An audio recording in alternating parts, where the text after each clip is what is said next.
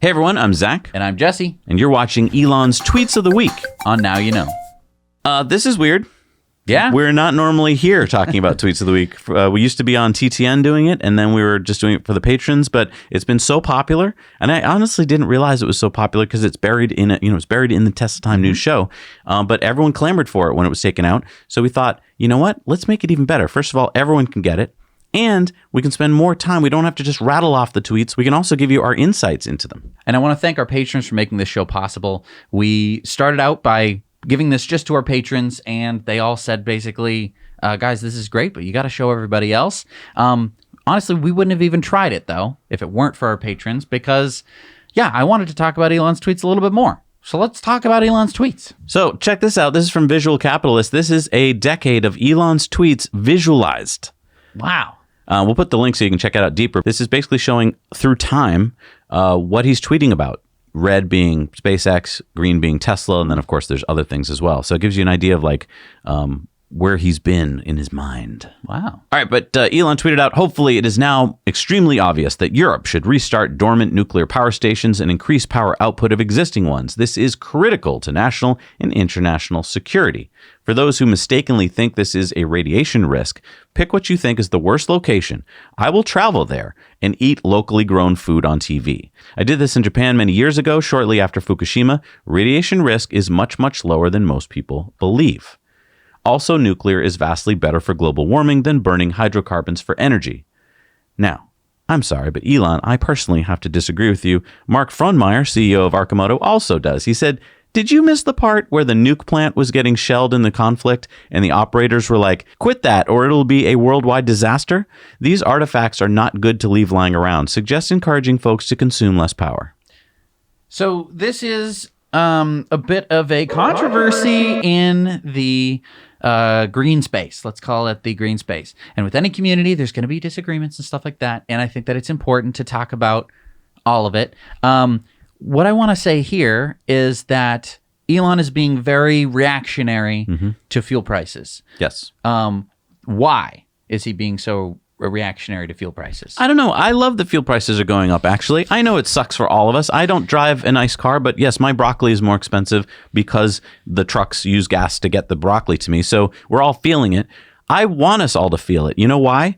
Because we need to make the switch, and the more painful something is sometimes, the faster you make the switch. Right. So I'm sorry, but that's just the way it is. If gas prices come down, everyone will forget about switching to EVs. And they'll go back to their gas-guzzling SUVs. Right. Now, I think that Elon is more worried about the global economy. He very much seems to me to very much be worried about the state of the world, like all the time. And he's doing pretty much the most about it that anyone has ever done. He's trying to get us off the planet, not all of us, but trying to save the species. Get a planet B, right, in case something goes wrong over here, which I won't say is out of the question. But anyway. Yeah, hurry up, Elon. So this nuclear reactor thing, he's also said that he wants to increase oil and gas production in the U.S., basically to offset the Russian fuels. Now, I just feel like this is a talking point that is co-opted by the oil and gas industry. Of course, they're profiting from this now. And they're not even profiting from it right now. You might be thinking, well, of course, they're going to increase their output. Oh, yeah. No, they're not, actually. It's going to take 6 to 9 months. If today, things went back to normal, it would take 6 to 9 months before gas prices would come down. Why? Because they're going to continue profiting from it. They're not going to just immediately drop the prices. That's not how it works. Right. This is a lot of price gouging with a little bit of market stuff I thrown forget in. what the saying is, but basically prices go up fast and they come down slow. And that's always been the case. I mean, and we have to look at this in totality. The oil and gas industry wants to use this as a banging drum to say, please help support us. All they want is new oil and gas leases, not leases that they're going to start drilling tomorrow. Nope. These are oil and gas leases that they want to have just in the reserve, that they're ready for. So that way later on they can go, oh, I'm sorry, we started drilling here. Oops. Well, you allowed us to do it back when you thought that the Russians were going to invade everybody. And now we get to profit from it, 5-10 years from now. Also, we're creative. People are. So if there's a problem, we can find creative ways to solve it. And when the price of gas goes up, just like Mark pointed out, you can conserve more. That's like option number one. We just don't do it because it's so easy not to do it. I think that this is making a lot of people right now go, oh, what are some other options? And I think that's a great thing to be asking ourselves. But Gail tweeted out this quote. I didn't remember, Elon, going back to Fukushima back in 2011 from the mayor of Soma City saying, we are grateful to Elon and the Musk Foundation for this generous gift and for coming such a long way to personally visit Soma City. Elon said it was an honor, and basically he was going there to give them solar panels and to help them out. And Hiro Mitsuno, who's now on the board of Tesla, said, thanks for your gift and more importantly, showing your support for friends in trouble, Elon. You were one of the few who traveled to Japan and to the affected region. Hope we won't waste it and finally make renewables mainstream in Japan. Elon then responded in Japanese, a little bit wrong, actually, if you look at the translation. He said, a true friend is someone who walks away as the world leaves. Hiro corrected him and said, a true friend walks to you when the world walks away from you. So, I mean, again, I understand where Elon is coming from. This is not, I don't think that Elon is stupid for saying this. I can see the point that he's trying to drive home. And he's very anti-Russia, especially right now. And so, yeah, he wants to stick it to the Russians. And part of that is that people are just very much worried about their oil and gas prices. And if they remain high, it doesn't really go well for other parts of the world. Maybe not Main Street USA, but maybe other parts of the world is going to be bad. But look, the sooner we get off Russian oil and oil in general, the better. And sometimes you have to get through the pain to get to the solution. I think that's the case here. It's not going to be easy getting off oil. Elon Musk tweeted this out, and I need your help deciphering it. You are my favorite hello and my hardest goodbye. So he's either talking about going poop or he's talking about Odysseus, because this is a line from Homer's Iliad, and they were going to name his daughter Odysseus, but I guess he won out over Grimes. Remember we talked about that on TTN? Yeah. So I don't know if he's talking to his new daughter or if he's just talking about sitting on the toilet. I don't get the first one, but okay, sure. Well, he makes a lot of these kind of tweets that you can't understand until you put them in the context of being on the toilet, like about pools and stuff. Okay, give me a break, Elon. Jeez. I mean, so you want more context. I want less. If this is a poop joke, I want less poop joke. It may not be. I don't know. I just don't know. Mark Andreessen said, the plan. ESG funds will invest in defense companies to make the weapons required to fight wars with hostile regimes we buy energy from, because ESG funds won't invest in energy companies. And just to remind you, ESG means environmental, social, and governance. And here's the Wikipedia definition. Elon said, ESG rules have been twisted to insanity. And basically what we're talking about here is this quote, we believe defense is likely to be increasingly seen as a necessity that facilitates ESG as an enterprise, as well as maintaining peace, stability, and other social goods. City analysts wrote in a note this morning. Recent events in Europe, we think, will significantly increase the likelihood of defense's inclusion in the EU's social taxonomy. So basically, kind of co-opting what ESG should be about, which is making your governance, your social, and your environmental stuff strong. Now, somehow, we've thrown in defense. Well, you got to throw in defense. What's a good ESG fund without a couple tanks in there, huh? Brett Winton from ARK Invest said, just indicative of how ESG framing has always been broken. Backwards looking, massively subjective to the moment's political whim, rewards compliance reporting and box checking at the expense of rewarding prospective impact. Elon said ESG should be deleted if not fixed. And just to point out what we're talking about here, let's take Tesla's scorecard on ESG and Toyota's scorecard. Now, before I even show you this, who do you think wins? Tesla? A company that makes nothing but EVs and solar, or a company that makes ICE cars? Tesla. Okay, right? so Yeah. you're voting Tesla. Is that your final answer? Yeah. Okay. Here are the scorecards. Tesla gets a 29. They're in the 59th percentile, medium. And Toyota gets a 30, which is 63rd percentile or high. Pope of Muscanity says Tesla deserves to be treated as an ESG champion. The fact that it isn't is proof that ESG is just another exercise in greenwashing. Okay. I don't think I get ESG. No. What? It's a lot of bull. But what is it? I don't even get right. it. What is this scorecard? Since we've been doing this show, ESG has become a term, right? Okay. Now we've been interviewing CEOs and companies, and they start talking about ESG. It's that basically companies have to have all of these like policies and things in place that greenwash, basically. I mean, look, in a perfect world, it wouldn't be greenwashing. In a perfect world, it would be, hey, we're trying to do the right thing as a company, so we're trying to be carbon neutral and all that, all this good stuff. But in reality, what it basically is for a lot of companies is like, hey, look at us, we're green. Because how can Toyota beat Tesla in this score? There's no freaking way. If this were a true report card, they would be at the bottom, and Tesla would be at the top. Right. Wow. All right, this tweet from Elon.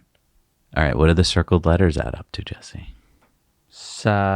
Satoshi Nakamoto. Satoshi Nakamoto? Creator of Bitcoin, ring a bell? Okay, so Satoshi Nakamoto is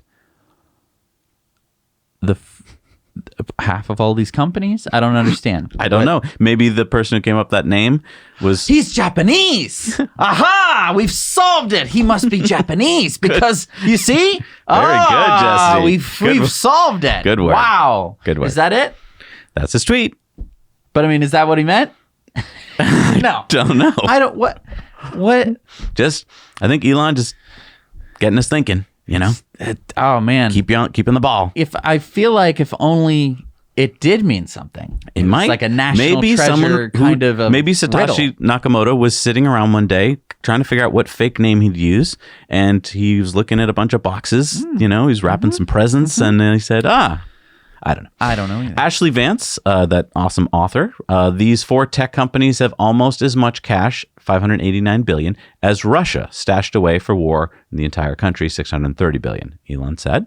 Wow. He actually then said, I feel like you'd figure out something interesting to do with the cash rather than just sitting on an empire's worth. Peter Thiel's argument that you might not be a tech company anymore if you don't have big ideas does feel true sometimes. Now, Ashley isn't talking to Elon. No. Because Elon isn't sitting on that much cash. Oh, no. Not even remotely close. No, we're talking about those 4 companies. Right, Apple, Alphabet, Microsoft, and Amazon. They're sitting on a lot of cash. I mean, look at how much cash Apple's sitting on. $200 billion. Like, What I'm are they sorry. gonna do with it? You're not, as a company, you're not supposed to sit on cash. You're supposed to do stuff. What are they going to do with it, though? Right? Are they going to just burn it all? And I think if they started burning it now, they'd not even get through it. Like, I don't know. That's a lot of They probably money. don't even have it in physical cash. That's No, too they much. do not. No. Can you to the imagine bank. if they went to their bank? I'd like to withdraw. Eva Fox said, projects focused on renewable energy in Germany should move with Tesla speed, says Robert Habeck, and he is a green energy party member. And Elon said, very important that there be an organization tasked with regulation removal, or the number of rules will grow every year until progress is completely buried by bureaucracy. So it's interesting if we I'm can sorry, take- but What? Buried by Bureaucracy is the greatest band name I've ever heard Oh, of. that's pretty good. Hey everybody, we're buried by bureaucracy. We're gonna be out in 25 minutes. We have to do sign some quick. paperwork here. Wouldn't that be great? They come out and they're like, just fill out this paperwork before we can play. Does anyone need hearing protection? So Elon does this interesting thing where when he's talking about a specific country directly to the world, not in a tweet reply, he is usually very positive. He usually speaks the language of that country, and he says just a lot of positive stuff. Yep. This tweet reply, very interesting how he is not saying the word Germany in that entire tweet. Didn't say Germany at all. You can take it as a generalized statement because it is. But if you look at it in context, it is very directed at Germany. Yep.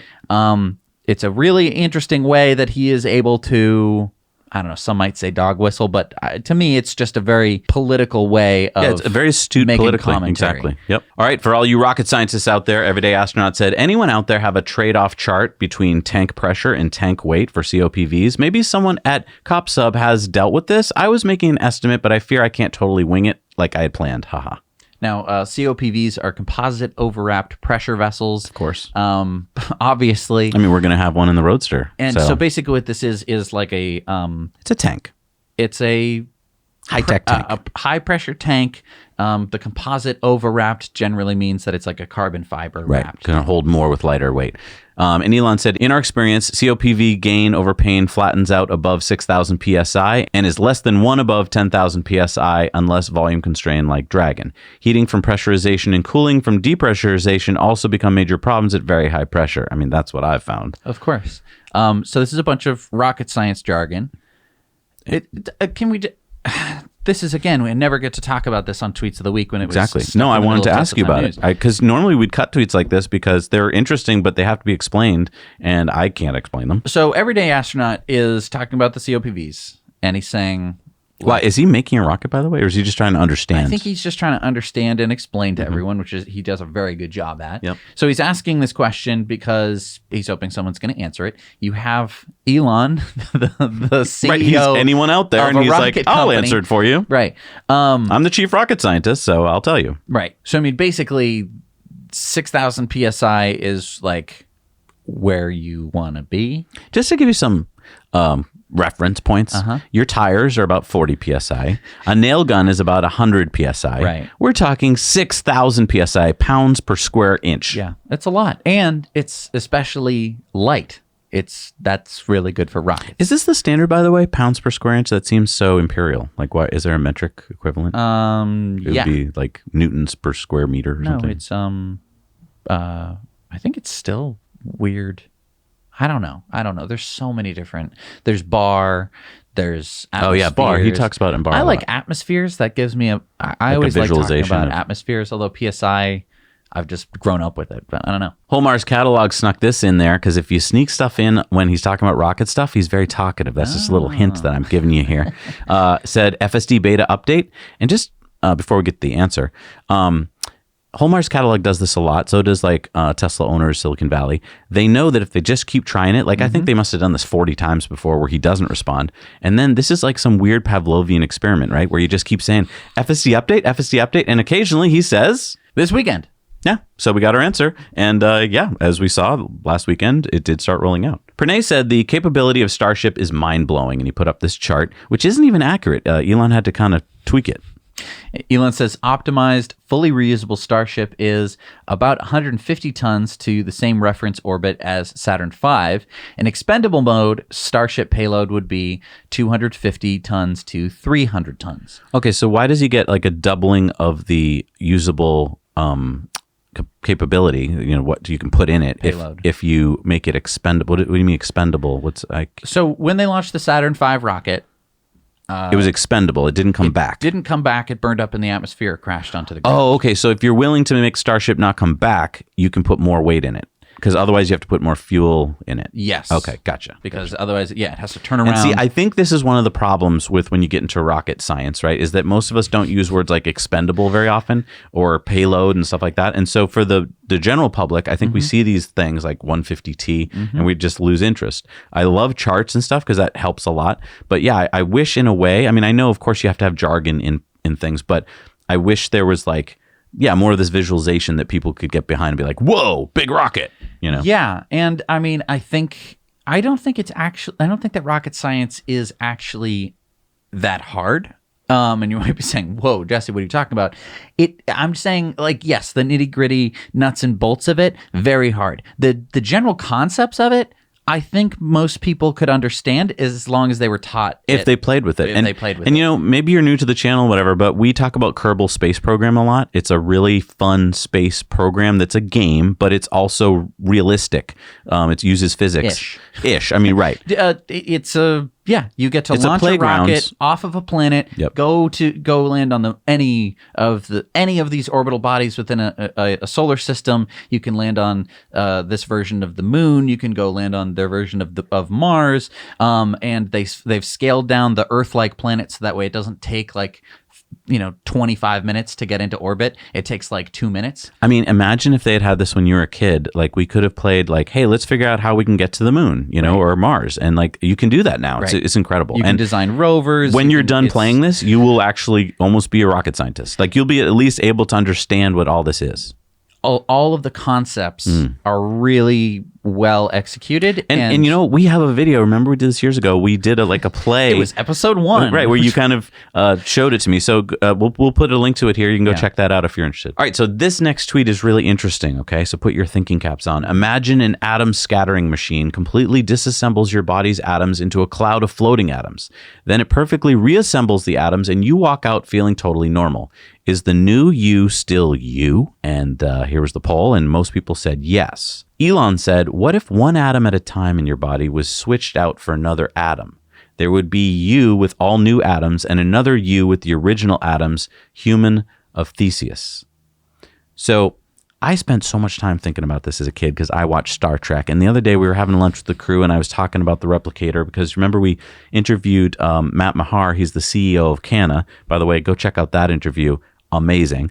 They've basically made the Star Trek replicator to some extent. But for drinks. And I would think about getting onto, Scotty, beam me up. And I would think about the transporter, which is, for all of you who don't know Star Trek, is how you get beamed around, right? And I thought so often about, okay, so what just happened there? Like all my atoms, where did they go? Did it get stored digitally and then sent down? I mean, we don't know how it works because it's not real. But that does bring up this question.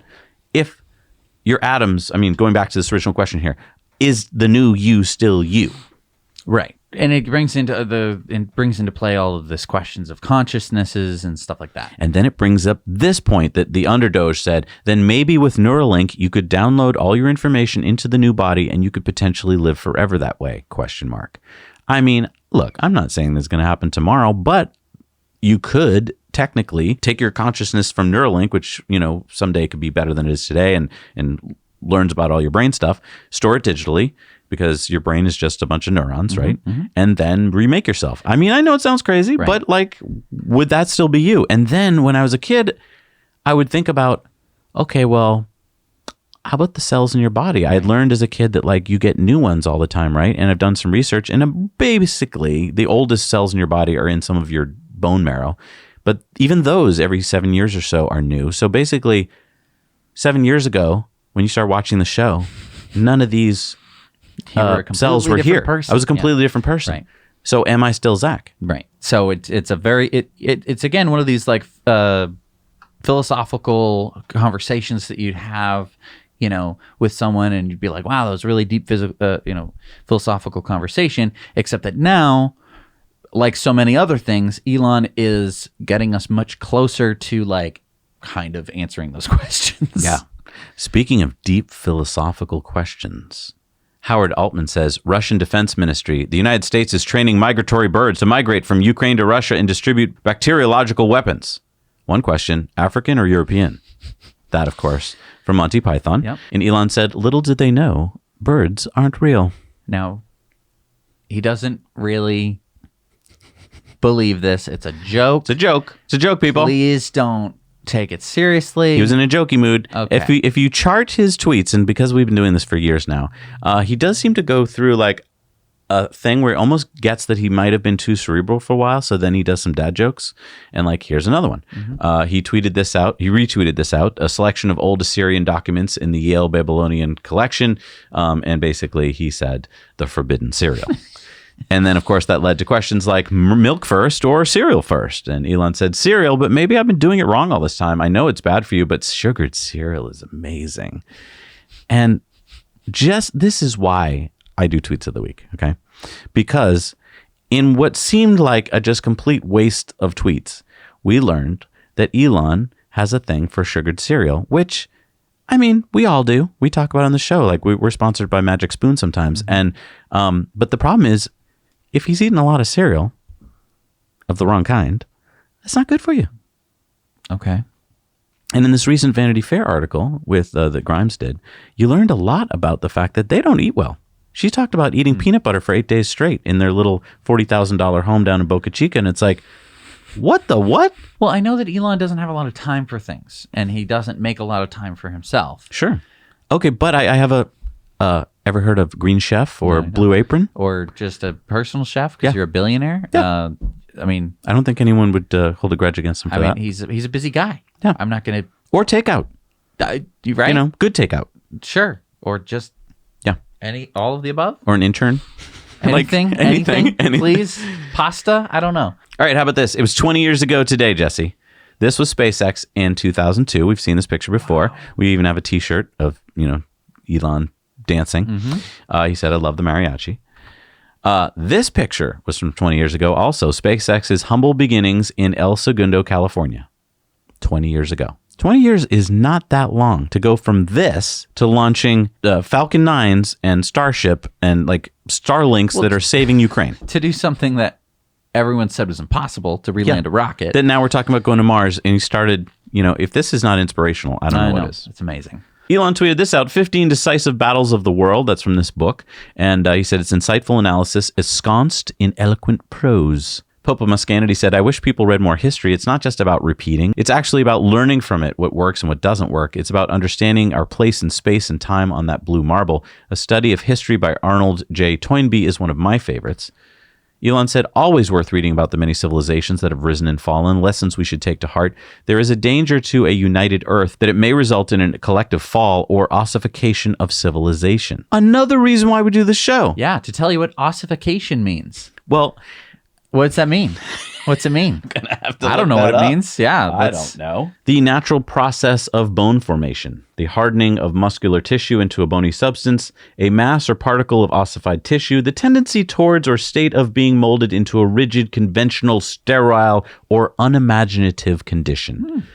And so, United Earth, he's kind of against United Earth. This means he's against, the Federation, the Star Trek Federation, Is it? I don't know. Maybe. Is that what he means? Is that... I mean, he likes a little give and take, a little competition, a little differences. Sure. That's why he wants to go to Mars. Yeah. Screw United Earth. Yeah. It's going to be better on Mars, We have man. United Mars. And then he asked a question. What are your thoughts about probable inflation rate over the next few years? Tesla and SpaceX are seeing significant recent inflation pressure in raw materials and logistics. And we are not alone. And he tweeted out this Financial Times article about how the prices of things like grain are going through the roof. Because Russia and Ukraine typically produce a lot of grain. Yeah, like a quarter of the world's grain. A lot of it. Michael Saylor, the big Bitcoin aficionado, tweeted out, U.S. consumer inflation will continue near all-time highs and asset inflation run at double the rate of consumer inflation. Weaker currencies will collapse and the flight of capital from cash, debt, and value stocks to scarce property like Bitcoin will intensify. Well, no wonder he'd say that. Well, Elon said it's not entirely unpredictable that you would reach that conclusion. And then, of course, he left off with, I support the current thing. Wow. Okay. So that's a very right-wing picture.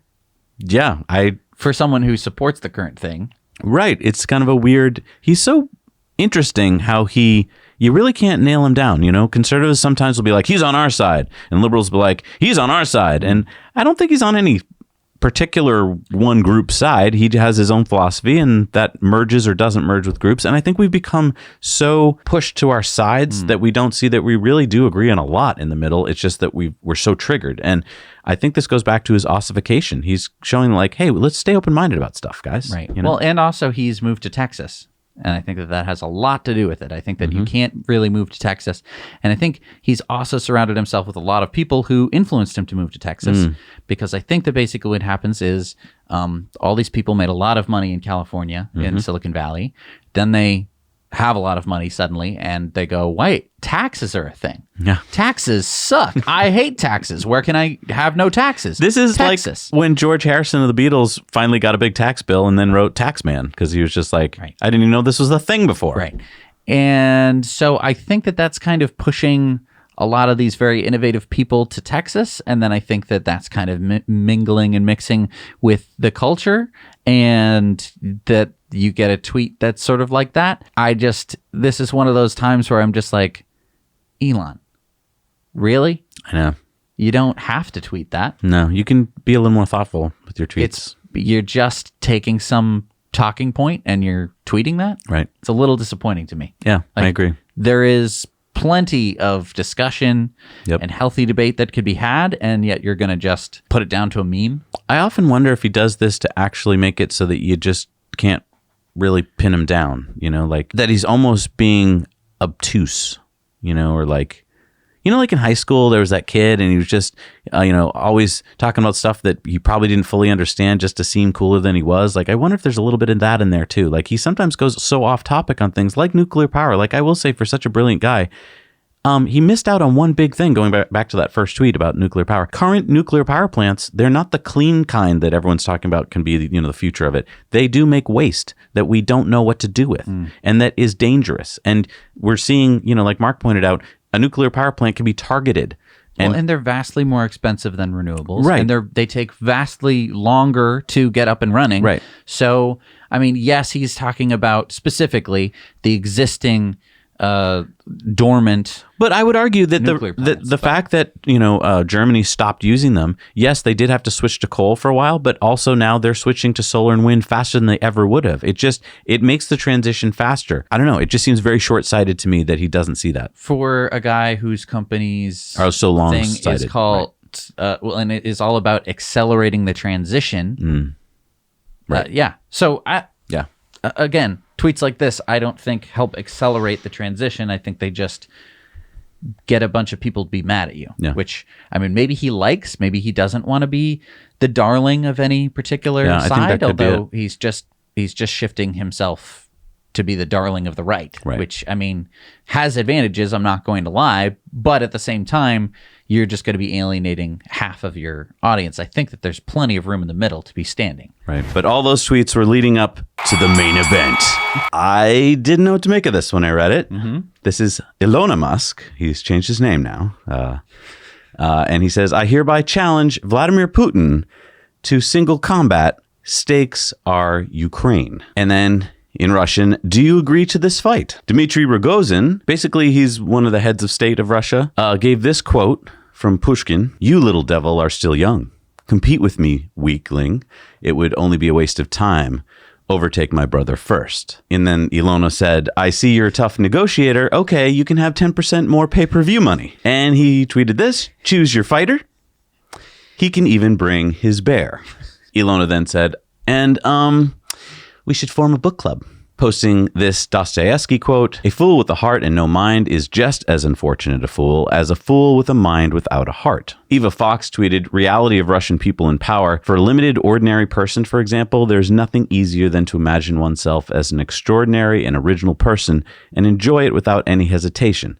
Again, a quote from Dostoevsky. Elon then tweeted out this picture. And Sir Doge of the Koina said 4 stages of reading Russian classics, which Elon said was right on the mark. Okay. So let's unpack that. Let's slow down. So first of all, Elon wants to fight Putin for the Ukraine in hand-to-hand combat. Are we talking MMA? He looks like he can bring his flamethrower. Okay. Now, I mean, a lot of people have done like some analysis. Elon is a younger guy. He's also taller. Right, so he's got 20 years on Vladimir. Right. Now, I mean, we have seen Vladimir Putin riding a bear before. Well, and Vlad knows judo.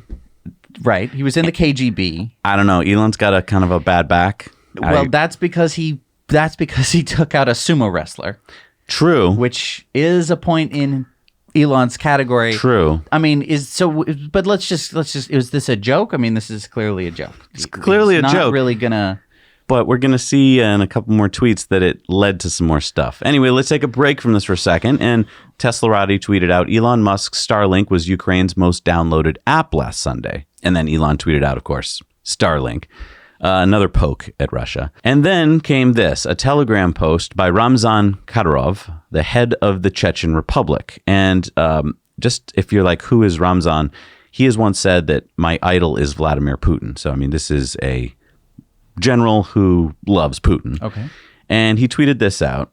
Elon Musk, a word of advice: don't measure your strength against that of Putin's. You're in 2 completely different leagues, and it's not even about martial arts or judo. For example, how do you see it? Are you in the red corner of the boxing ring, a businessman and Twitter user, and Putin in blue, a world politician and strategist who inspires awe in the West and in the US? Vladimir will look unsportsmanlike when he beats the hell out of you, a much weaker opponent. Therefore, you'll need to pump up those muscles in order to change from the gentle, effeminate Ilona into the brutal Elon you need to be. I propose training at one of several centers in the Chechen Republic, Russian Special Forces University. Here you will undergo firearms training with World Championship Special Forces, who beat U.S. Special Forces in 2015 like it was nothing. The Akhmat Fight Club, this is where you'll be trained to take a punch, a quality needed in any fight. Under the guidance of Abu Zayed Vizmuradov, you will learn to quickly pull yourself up, not just physically, but also mentally, giving you nerves of steel. And Grozny Chechen State Television and Radio Broadcasting Company practice within the walls of Grozny, where they will tell you about American methods of black PR and teach you how to monitor and update social network accounts. You will return from the Chechen Republic a completely different person, Ilona. That is, Elon. Elon then responded, "Thank you for the offer, but such excellent training would give me too much of an advantage. If he is afraid to fight, I will agree to use only my left hand, and I'm not even left-handed." Ashley Vance tweeted out, I'm prepared to produce this reality show. Elon's Chechen adventure, just say the word. All right. So that's where we're at with that. And this is with the SEC, by the way, policing his tweets. I mean, it doesn't sound very gonna happen. I hope not. I don't think. I mean, Chechen Republic is still in Russia. I just want to point out, this would be a way for Vladimir to save face. He could look at this and go, I can take him, right? And then let's say he beats Elon. But then he'd be able, the stakes are Ukraine. So, I mean, but that's just him and Elon agreeing to that. Elon can't control that. That's true. Then Vladimir could go back to Russia and be like, well, I should have taken Ukraine, but, Elon reneged on the deal, I don't know. I think it's so goofy to me. It's just kind of, I don't know. Like a lot of people have been saying like, Elon, stop making such light of this because it sounds like he's making light of it. I think that he is actually serious. Not that going to the training camps or whatever. I mean, we got plenty of fine enough training camps here or whatever. If you're going to go fight Vladimir Putin. I don't know. If this doesn't get you inside the mind of Elon, though, I don't know what does. I mean, him being able to tweet what he's actually... Right, I mean, it's just about crazy enough for it to work. Mm-hmm. Like, I'm sure... But did you ever think a week ago that this would be a tweet thread? No. It's crazy, isn't it? It's crazy. I don't know if I like it. I hear you. I'm just like, Elon, you're already doing a lot. Right. Stay in your lane, so to speak. You don't have to fight Putin I don't know. All right, well, let's end on a lighter note here. Okay. Holmar's catalog tweeted out, in January, Green Hills Software proudly announced that the BMW iX would use their tech. But read closely, and you'll notice the BMW didn't use their tech at all. Some of BMW's Tier 1 suppliers, like Mobileye, did. And now BMW is dumping Mobileye and Green Hills Software with them. Suddenly, it makes sense why Dan O'Dowd is getting so upset and funding a smear campaign, doesn't it? They're losing customers left and right as OEMs realize they need to step up their game to compete with Tesla. The same broken tech won't get them where they're going. Within 3 years, they'll switch over. Ilona said, they have no idea how hard FSD is. Only path to success, in my opinion, is hardcore, real-world AI software with dedicated neural net inference acceleration, ACICs in-car, multi-billion-dollar neural net training supercluster, and 10-plus billion miles of vehicle data. Good luck. I mean, I think that this is some pretty good Twitter sleuthing by Holmar's catalog here. I mean, yeah, this whole Green Hills thing, I haven't considered it to be that big a deal. I haven't noticed people talking about it in my everyday life, but I'd love to know what other people are hearing. It is just funny that someone would take out an ad. It is really funny. It shows you how their minds work, where same thing with big oil, big auto. When you're losing, instead of going, you know what, let's completely revamp, let's pivot, let's go to the best technology, you go, well, can we fight them? Can we double down? Do anything? Yeah. And it doesn't win. And then lastly, World of Engineering tweeted out, space fact, on Venus, it snows metal and rains sulfuric acid. And Elon said, hardcore. I don't know if that's exactly true. I mean, if you remember, we landed spacecraft on Venus, which only lasted I think an hour or two before it was disintegrated. And I don't know that I guess technically it snows metal. I don't know that it rains sulfuric acid. I think you're thinking of clouds of rain. There's light precipitation in the air, and that is an acid. So we could still maybe live there. It's hardcore. It is hardcore. It's hardcore. And I don't want to live on Venus. There's that Kyrgyzstan video where they're like, actually, we shouldn't live on Mars. We should live on Venus. And we'll have some mass drivers, and they'll be able to take stuff from the moons of Jupiter and throw stuff to... I'm like, what? I don't know. Has anyone else watched that video and just been like, what the hell are you talking about? Isn't it easier to... I don't know. Maybe some smarter people in the comment section can tell me. Isn't it easier to live on Mars and then terraform Mars than it is to terraform Venus? Maybe I didn't watch the video correctly, but that's the sense that I got from that weird video. Anyway, what a weird week in Elon tweets this has been. Thank you for joining us. I'm really glad that we can bring you the show now outside of TTN. I think it does have a life of its own because there is so much to talk about. If we had just tweeted this out this week, I would have felt like there's so much to unpack there. So thank you so much to our Patreon supporters for making this possible, because, we wouldn't have had the editing power to be able to do this without the support of our patrons. So. And if you're wondering about the shirt I'm wearing, go back to watch our in-depth where we drove with Steven in full self-driving, and you'll find out why. We'll see you next time. Now you know.